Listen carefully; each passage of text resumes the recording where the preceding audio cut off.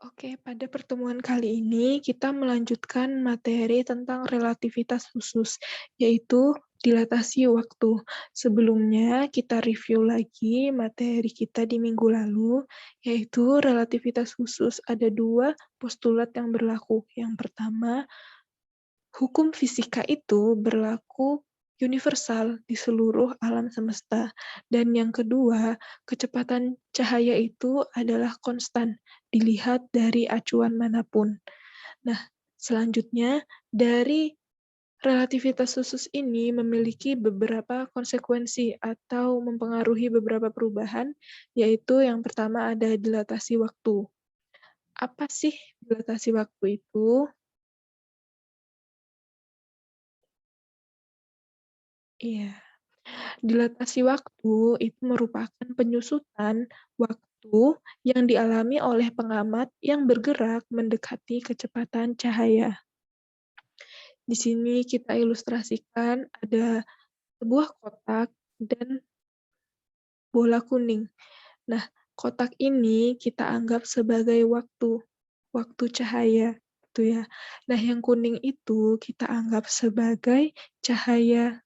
Jadi, jika cahayanya sudah sampai di atap kotak atau di kotak bagian atas, itu dianggap waktunya 1 detik, begitu ya. Nah, pada di sini ada 2 kotak, kotak yang atas itu diam, atau kita mengamatinya bahwa, di acuannya diam, dan yang bawah itu acuannya bergerak.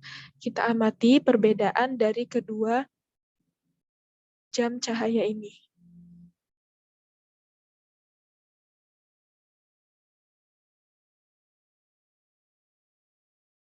Oke, terlihat ya bahwa untuk kotak yang atas itu terlihat lebih cepat atau, kita ganti saja, yang bawah itu terlihat lebih lambat.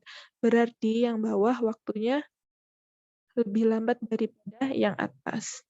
Yang atas sudah 4 detik, atas bawah, yang bawah baru 2 detik, atas, bawah. Ini bisa kita anggap sebagai contoh dilatasi waktu.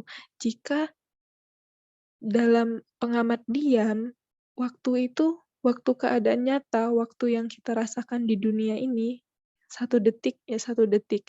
Tapi kalau kita bergerak mendekati kecepatan cahaya, waktu itu seakan melambat, seperti kotak yang bawah.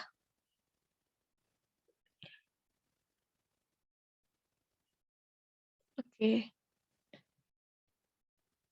dilatasi waktu itu dapat dihitung menggunakan rumus delta T sama dengan delta T0 per akar 1 min V kuadrat per C kuadrat.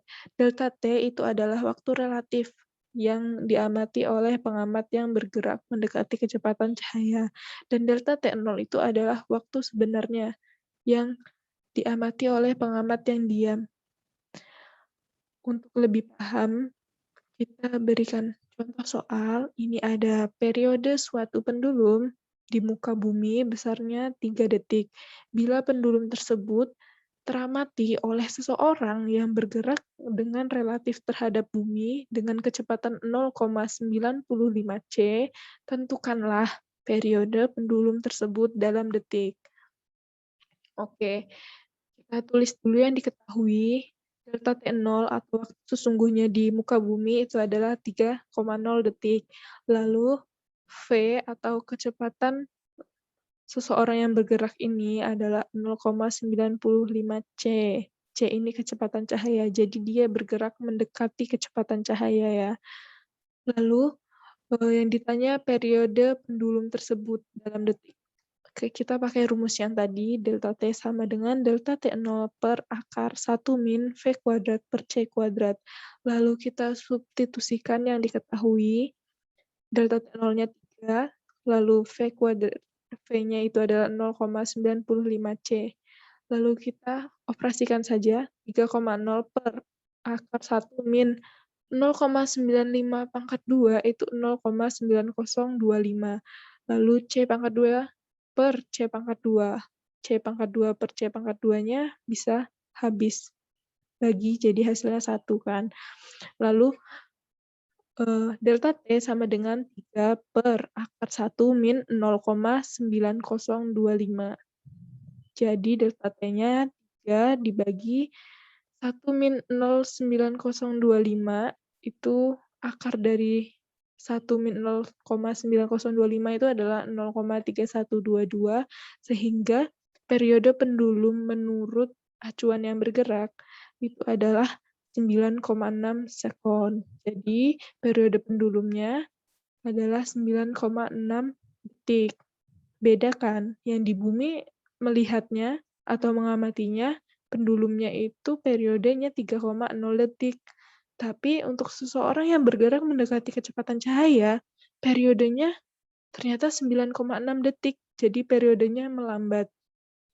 Nah, ini adalah konsekuensi dari relativitas khusus, yaitu waktu seakan melambat bagi mereka yang bergerak mendekati kecepatan cahaya. Segitu aja materinya. Jika ada yang ingin ditanyakan, tolong tulis di kolom komentar dan jangan lupa untuk cek lagi websitenya, ada kuis yang harus teman-teman kerjakan. Terima kasih.